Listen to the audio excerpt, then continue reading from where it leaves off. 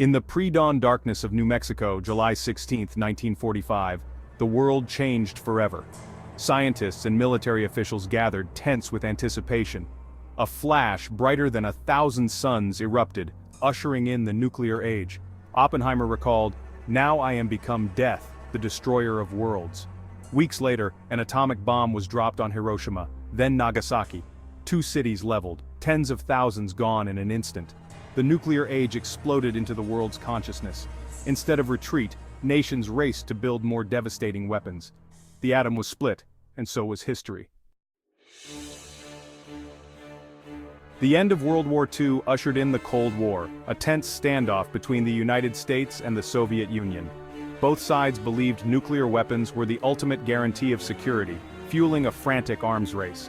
They detonated bombs in deserts, on remote islands, and underground to create bigger, more powerful weapons. Between 1945 and today, there have been over 2,000 nuclear detonations globally. The United States conducted over 1,000 tests, primarily in Nevada and the Pacific.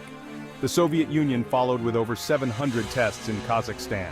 The United Kingdom, France, China, India, and Pakistan joined the nuclear club, conducting their own tests. These tests were not in empty voids. They took place near communities unaware of the dangers. The era of atmospheric testing was particularly dangerous, sending radioactive material high into the atmosphere. The Partial Test Ban Treaty of 1963 moved most testing underground, but the arms race continued in secret. The legacy of those explosions is still with us today, etched into our planet's soil and in the DNA of those exposed. The numbers are staggering and the consequences are still unfolding. What happens when a nuclear bomb explodes? It is an event of unimaginable violence, unfolding in a fraction of a second.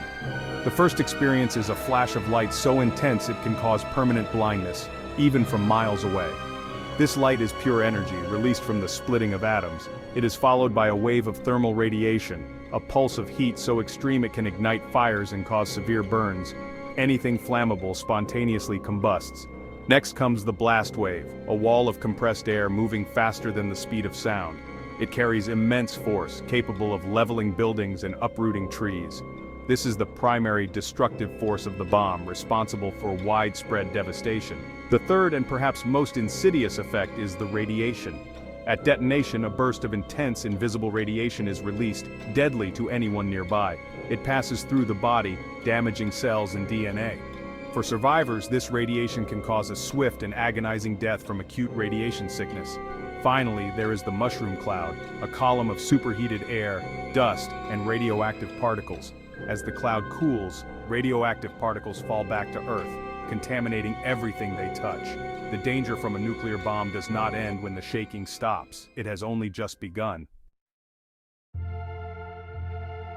When a nuclear bomb explodes in the atmosphere, it creates a deadly cocktail of radioactive isotopes. The mushroom cloud lifts these particles high into the stratosphere, where winds can carry them across continents and oceans. The fallout from tests in Nevada, the Pacific, and Siberia entered the global weather system, spreading worldwide. Scientists found evidence of this global contamination in the ice cores of Antarctica and Greenland. This means the fallout reached even the poles, thousands of miles from any test site. It fell on wilderness, farmland, and cities, settling into the soil and water. This radioactive material entered the food chain, becoming concentrated in milk and other foods. Children who drink more milk than adults were particularly vulnerable. The realization that everyone was being exposed to fallout created a powerful public outcry. It was a key factor leading to the Partial Test Ban Treaty of 1963, which banned atmospheric tests. The radioactive isotopes released during those early years are still with us.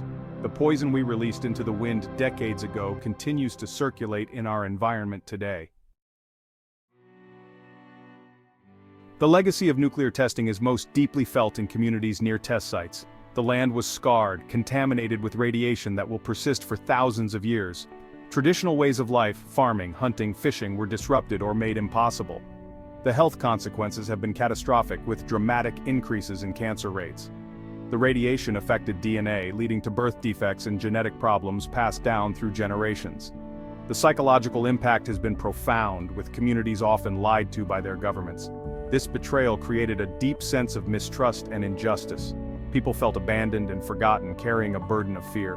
The effects on wildlife were severe, with entire ecosystems wiped out. Radiation entered the food web, affecting animals in subtle but significant ways. The natural world, like the human communities, bears the lasting wounds of our nuclear experiments. The land is scarred, and so are the people who call it home. The pain of the tests is not a memory, it is a living reality for families who continue to suffer. Before it became a symbol of nuclear destruction, Bikini Atoll was a paradise. For generations, the people of Bikini lived a peaceful life, deeply connected to the sea and the land. In 1946, the United States military arrived and asked the Bikinians to leave their homes temporarily. Bikini Atoll became the site of one of the most intensive nuclear testing programs in history. Between 1946 and 1958, the United States detonated 23 nuclear bombs there. The most infamous was the Castle Bravo test in 1954, a hydrogen bomb far more powerful than expected. The explosion vaporized 3 islands and contaminated nearby areas. The people of Bikini were moved from island to island, living in exile. In the late 1960s, the United States declared Bikini safe for resettlement, but it was a tragic mistake.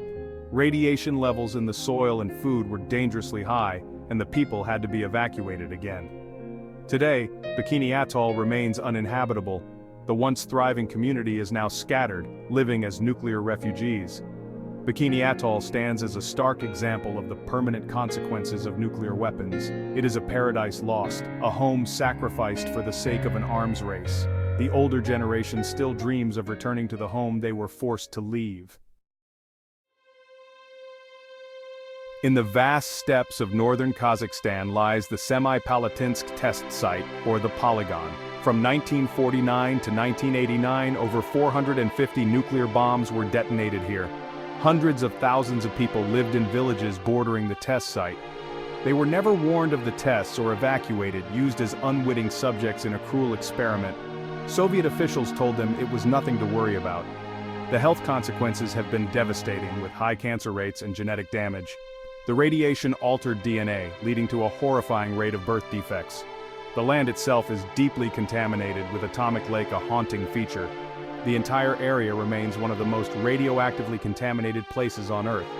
Kazakhstan has become a leader in the anti-nuclear movement, driven by first-hand experience. The Polygon is now closed, but for the communities around it, the pain and the poison remain. The suffering has been passed down from parents to children to grandchildren. The pain of the Polygon is a hereditary curse. The era of large-scale nuclear testing may be over, but the threat of nuclear weapons remains. Today, 9 countries possess an estimated 12,000 nuclear warheads. The risk of these weapons being used, either by accident or deliberate act, remains a terrifying possibility. A new concern is the intersection of nuclear risk and climate change. Extreme weather events could pose a threat to nuclear facilities, adding unpredictability and risk. Cleaning up the legacy of the Cold War is another immense challenge. Decades of weapons production created a vast industrial complex contaminated with radioactive waste. The cleanup of sites like Hanford is one of the largest environmental remediation projects in history. Amidst these threats, there is a powerful movement for change. The Treaty on the Prohibition of Nuclear Weapons represents a historic effort to declare these weapons illegal.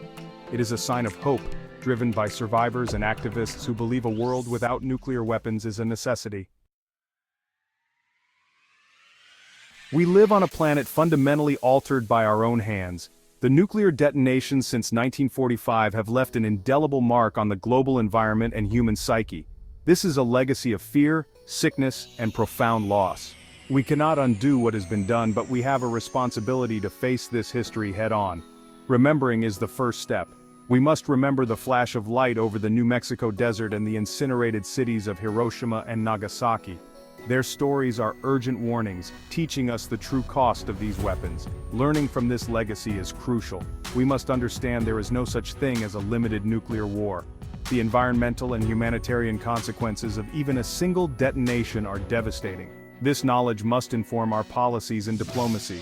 Ultimately, this legacy calls us to act. The future is not yet written. We have the power to choose a different path, a path of remembrance, responsibility, and peace. The story of the nuclear age is dark, but it does not have to be our final chapter.